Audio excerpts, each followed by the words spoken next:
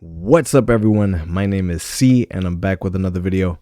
If you're new to my channel, I just want to remind you all to like, comment, share, and subscribe. I upload new videos on a regular basis. All right, so let's take it away. In this video, I'm going to be reacting to Chris Williamson, who's another YouTuber who I'm a big fan of. Shout out to Chris. And I'm going to be discussing an Instagram post that he put up regarding Gen Z statistics. So without further ado, let's take it away and look at some of these statistics. All right. So let's take a look at Gen Z statistics. So some of these are very alarming. I, as a millennial, continue to say that I feel like Gen Z is just different. They're a whole different animal. They're very different than other generations. I'm a millennial. I'm 35, going to be 36 in a few months. Happy birthday to me. But yeah, let's take a look at some of these stats. So 5,000 plus Americans were surveyed, and let's see what they found out about Gen Z. Gen Z is working less than past generations. Let's think about that one. I want to attribute this to the fact that I think that Gen Z sees past the rat race BS, and they see that it's a trap, that it's very, and the economy's really crappy right now in the US, but I think they see that working super long hours and working super hard and putting a ton of time into work just doesn't yield good results when it comes to getting ahead in life. And I think they see past that, unlike older generations, and they're just not participating in the workforce. So that's my take on that. Now let's talk about one that's really concerning to me. So Gen Z has had fewer boyfriends and girlfriends. I always say this. I think that relationships are important. Relationships between men and women are important because, and yes, you know, like other different identifying people, the relationships are important to them. But I think that when you date someone, you learn a lot about yourself. Sometimes you also learn what not to pick in a partner. For example, if you date somebody that just isn't convenient for you, or just you guys just don't really line up, or just you guys are not compatible, it's good to date and have boyfriends and girlfriends so you can see what you like, what you don't like, and develop as a human being, as emotionally, psychologically, all of that. Gen Z is not doing that.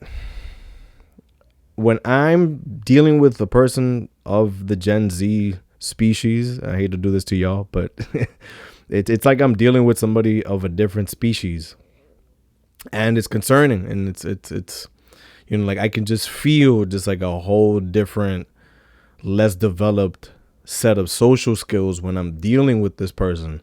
I honestly think that, and you develop social skills in relationships. I think that Gen Z is developing social skills at a way lower rate than previous generations, just because they're just not exposing themselves to relationships, friendships, interacting with other people, forming human connections with other people. They're just not doing that. They're at home in front of their computers, phones, TVs. So let's look at another one of the points. Gen Z is less likely to have spent time with friends as teenagers.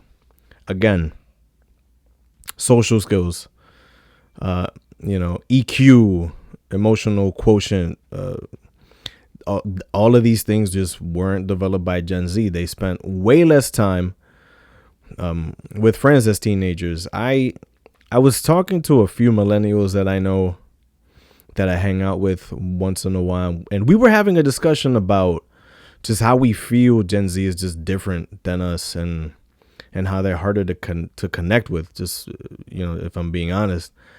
And I think it has to do with them just not forming these bonds and these relationships and having friends and all these other things. They're also very coddled, and Well, let's take a step back. I remember what being a millennial teen was like. So I'm a millennial. I'm 35. I did not get a cell phone until I was 18. So I went through high school and college with very little technology. So when I was in high school, we had friends. You'd hang out with friends in the hallway. You'd cut class. You'd go to a friend's apartment after school to, I don't know, play video games, hang out. This is the type of degenerate stuff that I would do as a high schooler. Mom, if you're watching this, I was a teen. What can you do? You'd cut class and go hang out in front of a corner store. You would go to a park and just hang out and cut class. But we were always hanging out. We always had friends. And same thing in college. We socialized. We went to parties. I remember one thing that we would do a lot in college was the friends that I had, we would go to so-and-so's dorm to watch a movie night. There were a ton of activities. There were common areas where you could go watch a movie, hang out, play video games with some friends, go out, go to a restaurant with your friends, go to drinks, go see a movie. We did all of this stuff. Millennials did all of these things. Gen Z is not. It seems like they didn't do any of these things. They spent less time with friends as teenagers.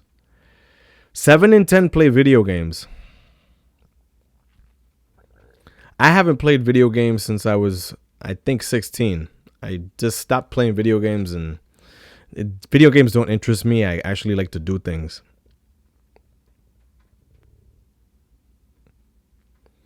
Let's look at this next one.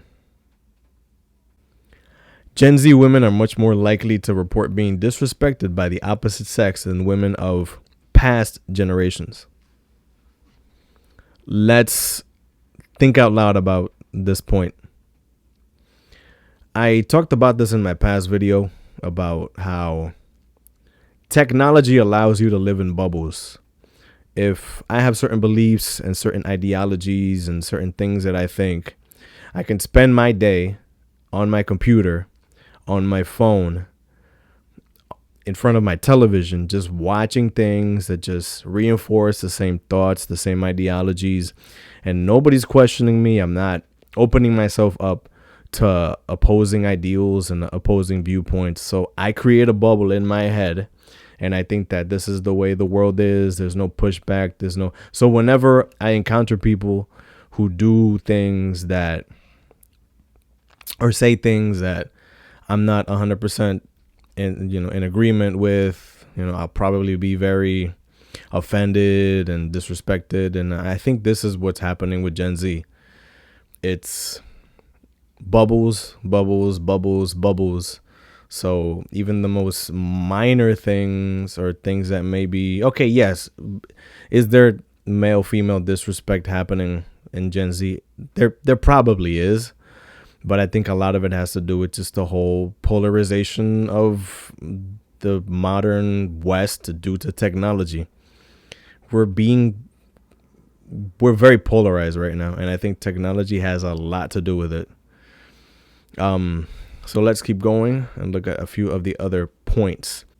Let's look at this other point. This one is another one this is one of the most important points, I feel like, from this study.